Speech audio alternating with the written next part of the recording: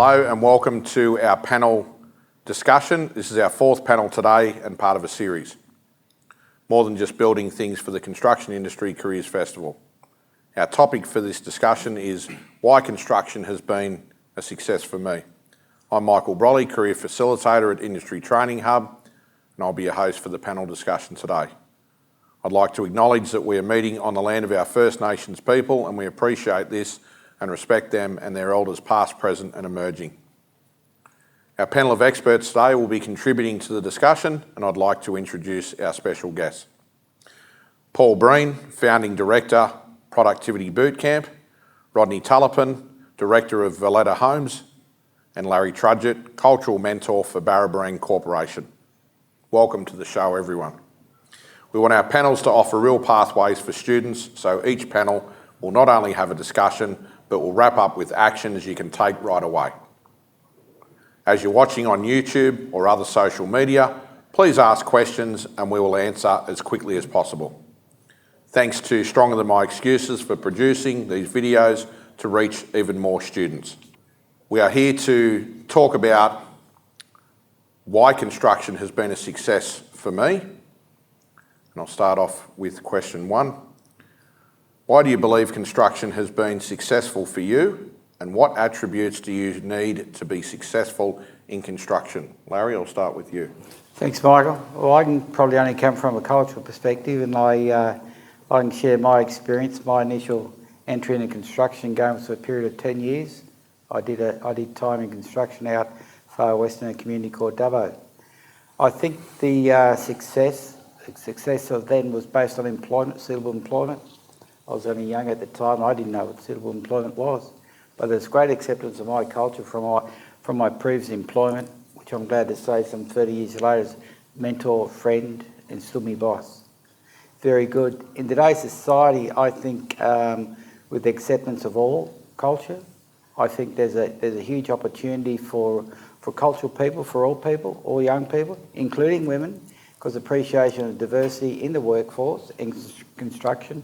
Because I'll give examples, going back when I did my time, I was one of very few apprentices out west, but now, then I mean cultural apprentice, but now there's an acceptance of culture within the trade of construction, and therefore there's a great influx, and no doubt with that successful implementation of cultural apprentices, there's enhanced workplace safety. So I think that's one of the main attributes that we can have in the construction industry, whilst employing culture and promotion of culture, is acceptance of culture and workplace safety that can occur, which then can guarantee the fulfilment of the apprenticeship. Thanks, Larry. Thank you. Paul, so why do you believe construction has been successful for you, and what attributes do you need to be successful in construction? Produce, I'd say mindset is everything, I believe. To share my own story, which a lot of young people get into an industry now, fall into the same trap. My father made me get a trade. I wanted to be a farmer, and so I done it to satisfy him. And as a young person, only exposed to a few trades, I picked carpentry. I served my time as a carpenter for 4 years, and I hated every day of it. But I did it to please my father. Then I came to this country when I was 21. And I got put on a concrete pour, and I just fell in love with concrete, and that's where I found that's where I found my passion, and that changed my whole life in work, because I found something I love doing, and then from there once you're in the construction industry, you identify how quickly you can climb the ladder, and that's go back to the mindset again of work hard and improve yourself. So I knew the next level was to become a supervisor. So I studied the drawings. I used to bring the drawings home at night time. I used to study the drawings, and I'd come in and ask a lot of questions the next day. So I was proving to my boss and my supervisor that I wanted to learn, and I wanted to grow within the company. And then within 2 years, I was 23 years of age. Then I became a supervisor at 25. And then within 2 years more, I started my own business. But I was supported by my employer that that supported me to start my own business, which was the key to success, to have that. He became a mentor to me. So to any young person starting out in the trade, if you're not prepared to put in the hard yards at the beginning and prove to the people that is employing you that you're willing to learn and that you want to climb that ladder, that to me it's mindset. That's the advice I give any young person, and that's the key to success. Thanks, Paul. Rodney, what's your take on that? I've been in the industry for 40 years, never been unemployed, and we get to build people's houses, their life investment, take pride in your work, something different you do every day, different spots. I've been able to employ my family, start my own business, so regulate what we want to do, work who we want to work for. It's a very rewarding industry, and I think the success is because you have to be driven and focused, very focused on what you're doing and enjoy what you're doing. If you don't enjoy the job, it's not worth touching. No. Yeah. And I was just going to continue on from what Rodney was saying, because I've actually worked a fair bit with Rodney and his family over the years, and I can tell you I've seen firsthand that, sons, nephews, nieces, whoever it is that's working in the business, their attitude and their work ethic, you can see even when, the elders aren't out on site, is just absolutely A1. And you can see that's, you guys have instilled, those great attributes and that's where ultimately the success is going to come from, because if the next generation for your family doesn't do the job the same way that you guys did, then there's no way in the world you're going to be successful. So I think we can take a lot from that as a really, really great example that it is family, and you guys probably expect an even higher standard of your family members than what you would anyone else. I'm absolutely certain of that. So definitely. All right. What advice can we give our young students considering a career in construction? And I'll stick with you, Rodney, on that one. Look, I think you can get out early from school, especially some people don't like school. I personally didn't like school. I tried to leave in year 9. Father wouldn't let me, but I went in year 10. You can work unlimited hours basically, and make as much money as you want. At the end of the day, a lot of these tradesmen are making more than professional people. I know my sister teaches law, and she's saying that there's no jobs for lawyers when they come through, and yet we're struggling to find apprentices. But if we could get them through, if they can see the money they can make and the hours they have to work, it's pretty good. And you're not going repetitive to the same place every day. Yeah. So you go to different areas. So that's what I find. And Larry, what advice can you give the young students if they're considering a career in construction? The advice I'd give Michael is to most students that hesitation will become a norm. They're going from one chapter of their life to the other. They're going from students to employment. So there's going to be hesitation. Will there be concerns? Absolutely. But that should be the norm. And once they can overcome that, and I think it then becomes the norm, the common that they do go to work, they are accountability, and they keep fronting up, it becomes easy, it becomes part of your life then. But there's no culture criteria for that at all. It's straight across the park. All young students have got to adapt from the transition from education to the workforce in construction, and above all, the accountability of their employee to meet the marks of their employee. And Paul, so what advice have you got for the young students considering a career in construction? I think once they have established themselves that they want to get into the construction industry, I'd advise them to educate themselves as much as possible.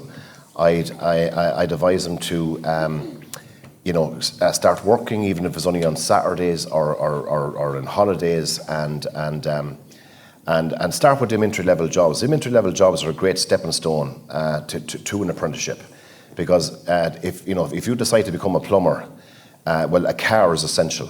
So that should be your first goal, to get that car. Now, if you really want to be a plumber, then go after a job in Reese Plumbing and work there in the store and get to know every plumber that's going to come through that store. And so I think it starts with there. I don't advise young lads doing what I did, jump into a trade.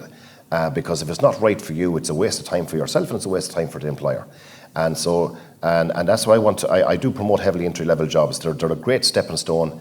They give you a massive life experience. They take the edge off you going into the real world, and it gives you that opportunity to test and trial and figure out your own strengths and weaknesses. And that'd be my advice. If you're going to jump into apprenticeship, get that car first, because once you get that car, everything it just makes life easier. Public transport is not the easiest, and it's a lot of stress on a young person trying to get to different site locations if he doesn't have that transport at hand. So that's my advice. Thanks, Paul. Great advice. And just to continue on from what the panel has said here, from my own experience and surveys and so forth I've done and met with young students over the last 2 years of this program, Industry Training Hub, what we've come to know is that the best pathway for these students, if they are considering a career in construction, is to, as you guys have said, do the research on what is construction, what are the different parts of construction, look at industry site tours. Perhaps they might be able to go out and actually have a look at what that looks like on site, come to events like this festival today, expos, school talks, etc., and then maybe even follow that up with some work experience if that's available. Because like I said, suitability, that is the key word that we're finding today. We need to make sure that the student feels they are suited to whatever it is that they're going into, and likewise on the flip side, we need to make sure that the employer believes that the young person is suitable for their organisation and the type of work that they're going into. If we can get that right, then we can lift the completion rate of apprenticeships, which currently sits at 54.7%, which is really low. So we really need to collectively, and that's schools, that's teachers, parents, industry, we need to ensure that we're all working together so that once we sign on for that apprenticeship contract, we're as close to 100% as we can possibly get it, so that the outcomes are going to be a lot better. Because we all know in the long run, if we keep having that high turnover of staff, whether it be apprenticeships or anything else, that's not a good outcome and it's costly for the business. So we've got to try and reverse that situation. All right, thirdly, what is the difference between success and failure? And I might go to Rodney on that one. Okay, with success, basically, you've got to take pride in your work. You need to get ongoing work, so referral in our industry is everything. So if you do the right thing by one person, they'll refer you to the next. If you don't, well, then you're definitely going to fail. Once the word gets out, if you've done a bodgy job, or you try and cut corners, or you try and rip someone off, be honest as you can. And also try and keep improving yourself with courses. So don't just be settled for, say, a carpentry trade. Do the Certificate 4, go through, do Bachelor of Building.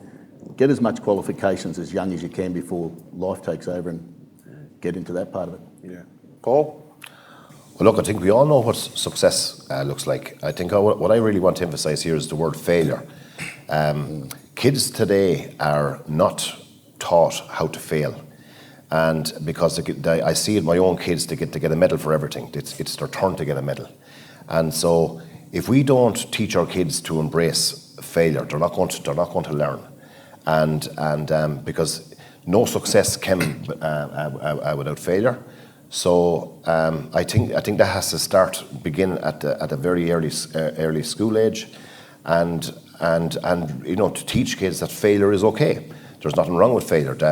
Every entrepreneur fails. They feed off failure, and I think if we can teach that at a very early age with young people, we're going to build a very resilient young person, because that is one thing we've lost in society in the last 10 or 15 years is young people resilience. Don't climb that tree, you'll break your leg. Don't cross that road, you're going to get knocked over. We've got to let kids embrace in failure and teach them that failure is a part of life, and we'll have a better young. I think I've said enough. Thanks, Paul. And Larry, what do you think the difference between success and failure is for these young people? I think the difference there is, and it comes down to the individual's personal assessment of himself based on accountability and commitment to the position they're in. And prior to that, I think it also comes through on the parenting they've received in the past, the work placement, the work attitude, the work contributions, the family, the community which that child was raised in. So I think there's all different levels of success. And again, it's based on the individual's commitment and a personal assessment of himself to do the best he can within that employment. Failure to me, that failure is not accepted. Perhaps it's a cop-out. And it's another word for a lack of commitment, lack of accountability to the position. And therefore we might wind back and say, hey, was that student correctly placed in that position of employment in construction, or was it deemed a failure with the placement? So I think, in summary, success and failure comes down to an individual's personal commitment and accountability to that position they're employed in. Yeah, couldn't agree more with everything that's been set up here so far. I think I mentioned in one of the earlier panels that we do a fair bit of work with. We have a clinical psychologist that works with our Skills Road team and all of that sort of careers type piece, and works with young people and employers and so forth. And two words that they believe is key for these two people to take on board that current young students is grit and resilience is what they need to have to ensure that they can go forward. And I think Larry touched on it of not having the excuses, being accountable, all that sort of stuff. I think we've really got to if you like toughen them up a little bit. That life after school is not going to be easy. It's not going to be a walk in the park, and you're not going to like certain things about it, but you're just going to have to tough it out. You're going to have the grit and the resilience to push through. Just got one more question, and I'll go to Rodney first on this one.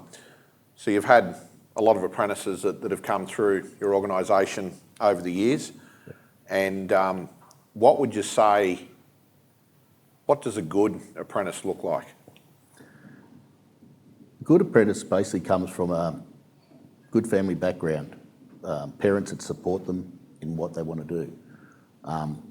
For example, usually first year apprentice doesn't have a licence, so if their parents are prepared to take them to the job site or meet somewhere, we find those are pretty good. If they've got to try and find their own way or whatever, they tend not to turn up for work. They lose interest. But yeah, that's the biggest thing. And especially if the parents sit down in front of me at the interview, 99% of the time that they're a top apprentice. Great. Paul, I wanted to sort of drill down a bit further with you on the productivity boot camp about the employability skills that are so important. We know that employers constantly tell us there's a gap between the school leaver and the job starter. What do you guys do with regards to that piece? What does that look like? So if you look at my website, to the young person, it's all about, unsure what you want to do, come to boot camp. We'll expose you to a range of different industries to help you choose a career path that best suits you. But what we really do is that we break down the barriers that are really affecting young people to succeed in the workplace, and we put all them pieces back together again. And so it's building that resilience. It's training them mentally and physically to succeed, not just work but life as well, because the two come hand in hand. But one thing I am going to say about this young generation. And I've done this research. I've done the research many years ago, and I'm doing this boot camp now for the last 8 years, and the results are they've proven it to me. They're going to be the best workforce to hit this world. They're going to be the best workforce because they have more knowledge than any other generation before them. But the secret is that we as employers, we have to create the right environment for them. If we create the right environment for them, they're loyal, they're hardworking. And because we hear the stories, they jump from job to job. They jump from job to job if that company has no purpose. And I think we need to recognise this big change that this young generation is bringing, because I can tell you now, from my 10 years of doing this boot camp, they're going to be a serious workforce. And employers that are not doing the right thing, that are not creating the right environment for them, you're going to be in trouble in the next 5 years. And mark my word, that the facts is coming. And so I'd be listening to these young people. I've gone to too many round tables talking about youth unemployment. There's never a young person there to represent them. Yeah. And I think it's time that we give them a voice, because they're going to be very powerful, and we just need to recognise this and tap into what drives this young generation. That's what I want to say. Very encouraging to hear the way you speak so positively and passionately about the young people coming through, because often that they do get a pretty bad rap. Oh, and the stigma is they're lazy, they're entitled, they're afraid of hard work, they're always on their phone. If they're not engaged, they're everything that I've just described. Yeah. And but if you engage them, and they will, they'll surprise you. They've given me a great experience, and it gives me the reason why I get up in the morning. Yeah. They're going to be powerful. Couldn't agree more, Paul. And Larry, I wanted to touch on the cultural aspect, because obviously you guys are heavily involved on that front. What sort of cultural support do your young Indigenous kids need when they are entering the workforce, and say if they're doing an apprenticeship in construction or something like that? Yeah, I think to be a young Aboriginal in today's society there's wonderful opportunities in all employment, especially construction. And I think hesitation prior on both sides for the employee and the employee has been alleviated with acceptance of culture and acceptance of diversity. And we can even go into women in trade like that. So I think today's society, in summary, there's acceptance of Aboriginal culture within the community. There is confusion sometimes, and we only got to pick up a paper and look what the voice is causing confusion. But with that confusion, we alleviate the hesitation, and we have acceptance of the time. So I think, to be culture in these days and to enter the workforce, there's great opportunities. And Larry, what does some of the typical issues with these young Aboriginal people, like what do you guys come across? What are some of the things that you find that you have to talk to them about and mentor them through? What are those sorts of issues? Yeah, I suppose that leads down to probably cultural workplace safety. Yeah. And again, believing, because they're talking that if we've got young Aboriginal people going to employment, what they've been informed by is from their parents, their grandparents, their family, of the past occurrences which occurred. So therefore that puts a hesitation into them. Yep. But what the grandparents and parents also got to remember and accept is there's been advancements.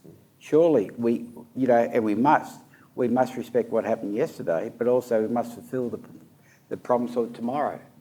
The advancement of acceptance of culture is there. So, to me, it's a two-way education, not only to the young employee coming into trade, but it's also what's at home, the parents that support, saying, hey, it is okay to work, for that group, that company. They are supportive. And then if the workplace then has cultural workplace safety implemented there and supportive, and they're aware of the culture and the diversity of culture, and I'm not only talking my culture, all cultures, from a multicultural workplace force, the acceptance of all. We are human, we do employ, we're all equal. It's one world. Yeah, so it certainly sounds like, Larry, you almost need to provide as much support and mentoring, if you like, for the parents as much as what the young person is. In a lot of cases, more that support and mentoring happens more after hours and during hours, as if to get the tickle approval prior to going to work. That it will happen, it can happen, and this is the society we live in today. Lastly, I'd like to ask you all for one word to wrap up the actions we just spoke about. One word that is an action that viewers can take away from this show. Rodney, I'll go with you first. I'd say it's very rewarding. Okay. Yeah.